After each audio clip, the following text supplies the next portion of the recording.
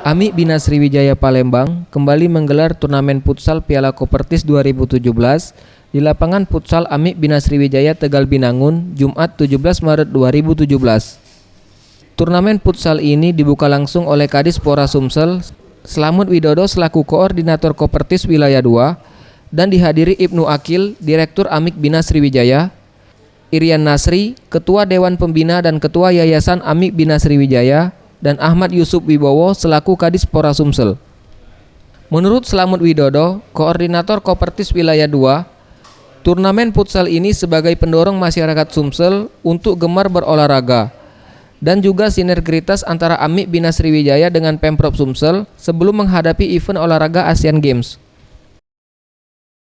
Dan ini merupakan mendorong atau membangkitkan masyarakat Sumatera Selatan untuk gemar berolahraga, dan ini sejalan dengan sinergitas daripada program Pak Gubernur yang nanti 2018 kita akan melaksanakan event yang sangat luar biasa, yaitu Asian Games.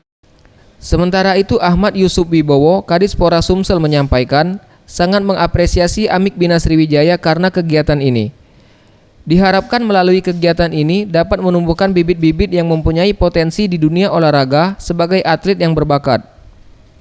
Nah, bekal inilah kami mengapresiasi AMI BSI Sriwijaya bahwa bagian dari kompetisi yang digelar ini akan mendapatkan atlet-atlet yang berbakat.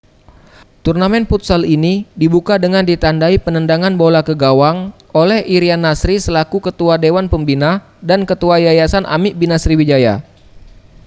Dalam turnamen ini diikuti 28 tim futsal pria dan 4 tim futsal wanita yang berasal dari perguruan tinggi yang berasal dari Bangka Belitung, Sumatera Selatan, Bengkulu, dan juga Lampung.